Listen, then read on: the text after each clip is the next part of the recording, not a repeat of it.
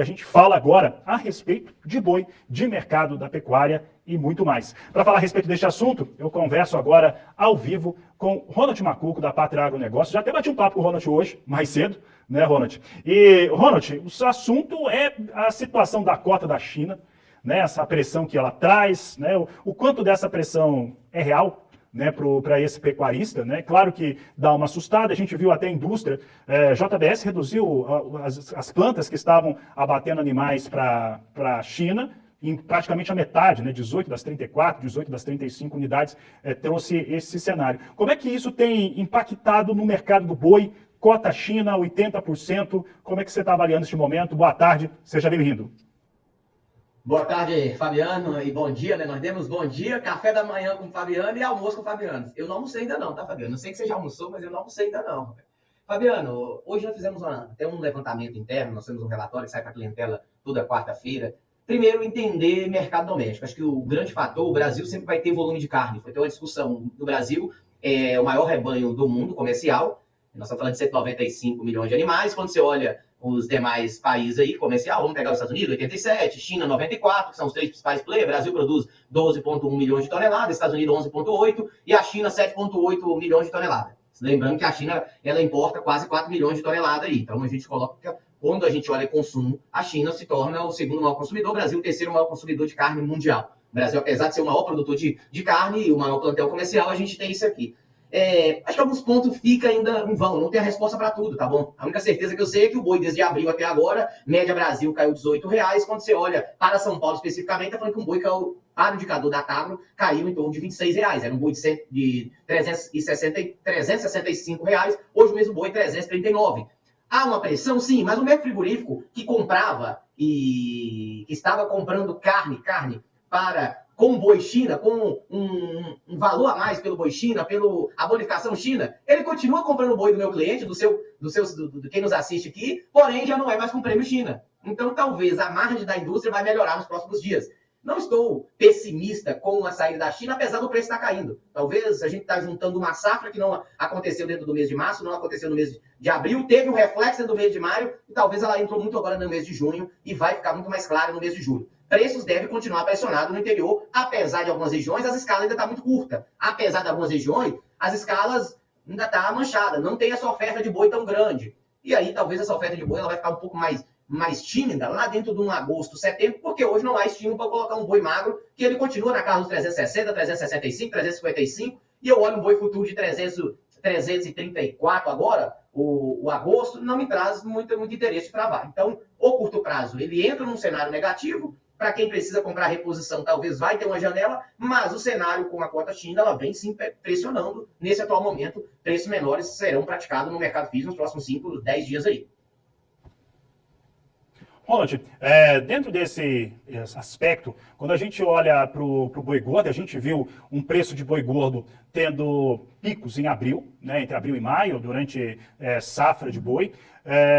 Nós temos perdas, claro, com esses valores até o momento, até esse mês de junho. O quanto que você acredita que perdeu de gordura esse valor de arroba de boi, né, que a gente tem visto sucessivamente em qualquer fonte de cotação? Se a gente olha Scott, se olha indicador da Tagro, se olha Agro Brasil, App, lá você vai ver que tem uma reduçãozinha lá sempre nos valores ali que vão sendo indicados para a arroba do boi. Quando a gente olha para esse cenário, quanto dessa gordura de preço que perdeu, que foi muito mais pela questão do rumor de não ter saída para essa carne bovina, já que a gente vai ter mesmo uma produção menor em 2026. Se você chegou até aqui, você comenta, você compartilha, você curte. Eu estou rodando o Brasil, trazendo histórias inspiradoras para que você possa criar ou se inspirar nessa realidade que eu estou trazendo. Então, leva para palestrar na sua região e aí eu vou também contar a história local sua. Muitas das vezes eu vou na sua fazenda, eu vou no seu negócio. Vai, berra aí. Gostou? Então comenta. A produção, olha você vê, eu vou entrar um pouco mais fundo, então vamos entrar na reposição. Hoje eu tive uma surpresa de uns compradores do sul do país, que compra gado europeu, que busca animais com 2 dentes. Hoje eles autorizaram comprar essa reposição, que seria um animal até 350, 360 quilos, com 4 dentes, porque não encontra a oferta do animais que eles precisam. Isso também não é diferente. Eu estava num grande boitel essa semana, aqui, um grande boitel, confinamento, eles têm tanto animais próprios, dos 20 e poucos mil boi próprios desses, que entram no segundo semestre, como eles têm também aqui um movimento de animais de parceiro. Hoje, 80% dos animais estão lá de parceiro. Um boitel vai ter capacidade para 60 mil animais. Nesse atual momento, a capacidade é de 40 e está expandindo. Conversa com ele. Ele falou, Macuca, minha reposição da fazenda, eu estou no Tocantins, tenho boitel no Goiás, minha reposição da fazenda esse ano eu tive que comprar no Goiás, porque eu não consegui comprar com preço mesmo interessante no Tocantins. Eu não consegui trazer o bezerro do Pará, eu não consegui trazer o bezerro do MS. Se a gente volta e o fator China é o grande impactador de preço no atual momento, sim. Porque o frigorífico está usando de manobra estratégica muito interessante. Eu acredito, a gente não consegue ver isso com tanta clareza, talvez os que têm capital aberto a gente possa ver isso com mais clareza, no trimestre, tá bom? Se a gente pega o trimestre do primeiro trimestre do ano e depois o segundo trimestre do ano, e talvez vai ficar muito mais evidente no terceiro trimestre do ano, a gente talvez vai ver com muita mais clareza os números do frigorífico melhorando. Por quê? Se a cota ainda não bateu e eu não estou pagando mais a cota China, eu não estou pagando a cota China, que é 10, 12, 15, em algumas regiões um pouco mais, um pouco menos. Para onde está indo esse boi? Fica aqui a pergunta. Esse boi vai para onde? Vai para a Europa? Mas a Europa não vai sair daqui uns dias? Então, opa, vamos buscar outros players? Pois é, se buscar outros players nos pagam muito melhor do que a China. A China nos paga 5.300, 5.600 dólares a tonelada. Quando eu coloco alguns impostos, chega na China próximo aí a 6.700. Com a cota, essa tonelada nossa vai para 9.000 e pouco. Então, assim, não acredito que é falta de demanda da China até o momento que o preço cair. É muito mais uma estratégia dos frigoríficos se posicionar para tentar buscar novos mercados e, ao mesmo tempo, se posicionar melhor no todo. Mas um fato fica aqui. Apesar do preço estar caindo, a gente não está vendo as escalas aumentar. Então, o preço está caindo muito mais dos frigoríficos, pisando o pé na compra, do que as escalas estão alongadas, porque tem boi à torta e direita, tá bom? E Ronald, pegando essa linha de pensamento sua, né, de que essa carne vai ser alocada em algum lugar, e eu acho que isso é muito claro, né, que ela vai ser alocada em algum lugar, vai ganhar algum mercado, provavelmente um mercado internacional, ela vai ser alocada, né, isso é uma afirmação assim que posso até fazer com alguma firmeza em relação a isso. E a gente recentemente teve no Brasil cenário parecido. Quando teve ali a tarifa norte-americana, nós vimos aquela pressão enorme sobre valor de arroba e essa carne continuou ganhando outros mercados, né, o faturamento, quando as exportações seguiu sendo o mesmo, às vezes até maior, enquanto que quem perdeu ou quem pagou a conta do cenário foi o pecuarista durante aquele período e não havia ali um fato, né, que pudesse dar sustentação a isso. Como é que você pensa esse cenário, Ronald? Eu tenho aqui um ponto que, assim, olhando até, vamos pegar o grão que a gente consegue trazer talvez mais fundamentos para tomar decisão no boi. Eu olho muito isso. Quando você olhava o boi lá em 2021, um boi de 340, 350, a gente tinha um custo de produção muito alto. E aquilo talvez limitava até a oferta de boi, porque você ficava com a conta muito ruim. Apesar do boi estar bom, a conta da engorda não está boa. Esse ano é diferente. A engorda ainda continua com a arroba produzida média Brasil de R$240. Eu tenho Mato Grosso, eu tenho Goiás, Pontual, Minas, algumas regiões. E alguns extremos abaixo de 210 até R$200, a arroba produzida no confinamento. Quando eu vou para São Paulo, ela chega a 280, 270, Minas, Paraná também. Então, assim, esse ano, apesar do boi magro estar caro e a arroba do boi não estar interessante, aí, na nossa visão, bateu o pico no abril, mas hoje não é o pico.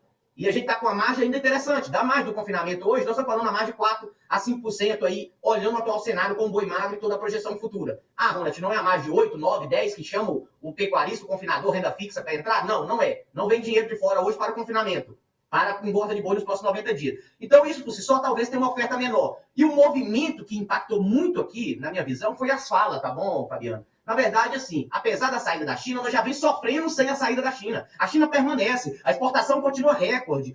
A demanda, nossa carne muito competitiva. Nós estamos falando de uma carne de $68, média mundo, $89. Nós estamos falando que os nossos principais players, tanto competidor na exportação, mas como também demandador, com arroba 20, 25, $30 acima. O grande fator, talvez, que a gente tem que internalizar é o mercado doméstico. Eu fiz alguns estudos, quando a gente olha a classe A, classe B, classe C, classe D, tudo bem, a classe A está aí, nadando de braçada, fazendo seu churrasco. Classe B também não se sente muito, mas quando você pega entre a B e a C e a D, nós estamos falando de um consumo que representa 70% do consumo total do Brasil. É aquele cara que ganha R$3.500, R$4.000, que está vendo sua renda, seu poder de compra limitado ainda. Apesar da gente ter uma injeção de capital para as eleições, que aí é o fundo eleitoral, o movimento de eleições, a Copa do Mundo por si só, não é suficiente para jogar esse boi com esse pessimismo da China, que aconteceu dentro do mês de maio. Alguns já falavam que a China ia bater a cota. Então a gente está falando de maio, nós estamos falando de junho está indo embora agora, e vai entrar julho e essa cota ainda não bateu. E aí a gente está andando com o freio de mão puxado. Algum frigorífico hoje já começou a botar em prática e comprar boi, que antes era China, mas está entrando como não é China, para ver para onde a gente vai. Então, assim, o cenário de curto prazo, ele está um pouco nebuloso, sim, mas já era percebível, já era estimado. Então, o pecuarista que tem boi para sair agora, que seja de pasto ou do confinamento, dentro do junho, dentro do julho, dentro do agosto, faça a sua gestão, fez sua gestão. Não ficou à deriva, esperando surpresas, porque a projeção da surpresa negativa, ela seria antecipada. Então, acho que o grande fator aqui é o mercado doméstico não conseguindo ser tão competitivo. Eu falei com um cliente meu que tem suinocultura. Ele falou, Macuco, estou com dificuldade de venda do meu suíno. Então, isso também impacta em preços anteriores que tinha. Impacta. E se impacta, o consumidor final, muitas das vezes, perde um pouco o poder de consumo da carne bovina, vai para a suína, vai para o frango, vai para os ovos. Então, assim, acho que falar de exportação tem sido o principal carro-chefe formador de preço nos últimos meses. Tanto os Estados Unidos, lá com as taxações, a União Europeia e a China. Talvez a gente precise olhar agora nessa reta dos próximos 6 meses do ano para o mercado doméstico, tentar entender a oferta de gado, abate menor de fêmea, para entender para onde vamos. Eu não estou pessimista para outubro, novembro, dezembro. Talvez até setembro, como eu já falei em alguns programas, vamos ter um apagão de boi. Vamos ter uma oferta mais limitada, porque não há estímulo hoje para engordar esse animal. E se o animal não está descendo para São Paulo, porque hoje o boi magro em outras regiões é mais caro do que em São Paulo, muitas das vezes, ou o preço parecido, você não consegue colocar o frete e levar, São Paulo talvez vai mostrar essa reação muito mais rápida lá dentro de um setembro, final do agosto, setembro. Talvez a gente olhe com muita atenção para os próximos meses, nessa lacuna que está ficando no atual momento.